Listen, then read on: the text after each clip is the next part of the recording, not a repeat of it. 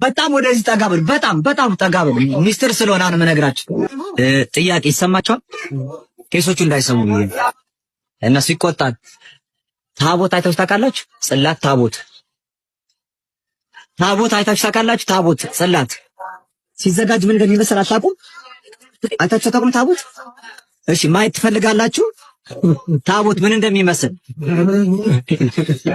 አንፈልጋለን የሚባል የለም ወይ? ፈልጋለን አትፈልጉ? እሺ፣ ዙራን ሌላ ቢፈልግ መጽሐፍት በሶስት ይከፈላሉ። ሶስት አይነት መጽሐፍ አለ በዓለም ላይ። አንደኛው መጽሐፍ የረከሰ መጽሐፍ ነው። እርኩሳን መናፍስት እኩያት አጋንንትን የሚጠራ የሌላ ቤተ እምነት መገለጫ እምነት የሚያስክድ ፍልስፍናም ከሆነ እርኩስ መጽሐፍ ይባላል። ሁለተኛው ምኑን መጽሐፍ ይባላል። ምኑን መጽሐፍ ማለት አሁን ልጆቻችን የሚማሩባቸው የአካዳሚክ መጽሐፍት ናቸው። እነዚህ የተናቀ በመንፈሳዊ ሲታይ እዚህ ግባ የማይባል። ሶስተኛው መጽሐፍ ቅዱስ መጽሐፍ ይባላል። ከርኩስ ከምኑንና ከቅዱስ መጽሐፍ የከበረው በጣም የትኛውን?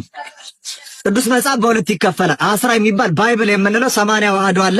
ሁለተኛው የዚህ ልጆች የሚባሉ አሁን የሚጻፉ ብዙዎች ድርሳናት፣ ተአምራት፣ ገድላት፣ ስንክሳር፣ ሃይማኖተ አበው ወዘተርፈ አዋልድ መጽሐፍት ይባላል። ከአስራው ባይብል መጽሐፍ ቅዱስ 81ና ከአዋልድ መጽሐፍት በጣም የከበረው የቱ? አስራው ዋናው መጽሐፍት። አስራው መጽሐፍ ቅዱስ በሁለት ይከፈላል። ብሉይ ኪዳንና አዲስ ኪዳን ይባላል።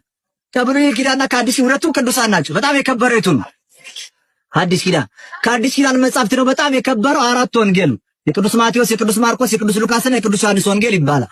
ከአራቱ ወንጌላት በጣም የከበረው ደግሞ የቅዱስ ዮሐንስ ወንጌል ነው። አንድ ካህን ዛሬ ጠዋት ቅዳሴ ስትሄዱ መስዋዕት ሰውቶ ህብስትና ወይኑን ቤተልሔም አዘጋጅቶ ወደ ቤተ መቅደስ ገብቶ በቅድስተ ቅዱሳኑ ለቅድሳቱን ለቅድስና ሊያዘጋጅ ሲገባ ቤተ ክርስቲያኑ ተዘርፎ ጽላት ተሰርቆ ቢያይ ይወጣና ምዕመናን ይቅርታ ቅዳሴ ልቀድስ ነበር ግን ታቦቱ ቦታው ላይ ስለል ቅዳሴ አይልም። የሰማችሁ እና ምን ያደርጋል?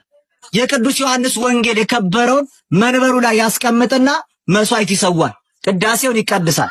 ከዚያስ ህብስቱና ወይኑን ስጋ መለኮት ደመ መለኮት ወደ ማድረግ ይቀይራል።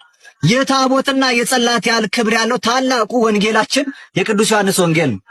ታቦት አይታችሁ ለማታውቁ ታቦት አያቸው የጽላት ያህል ክብር ያለው ይባላል። ህፃናት ሀው ከተማሩ በኋላ ያው ፊደልን ደግሞ በአቡጊዳ ማትሪክስ እንዲለዩ ከተደረገ በኋላ መልእክተ ዮሐንስ ወንጌል ዮሐንስ ያነባል። የንጽህና ወንጌል ነው። ባሕታውያን ይህን ወንጌል ተሸክሞ በየቦታ ይንቀሳቀሳሉ።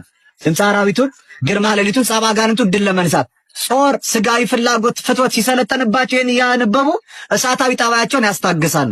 ይሄ ከምዕራፍ 1 እስከ ምዕራፍ 21 ቁጥር 50 ድረስ ያለውን በምዕራፍ ቅደም ተከተል ሳይሆን የሰኞ፣ የማክሰኞ፣ የረቡዕ፣ የሐሙስ፣ የዓርብ፣ የቅዳሜ፣ የእሑድ ተብሎ የተዘጋጀ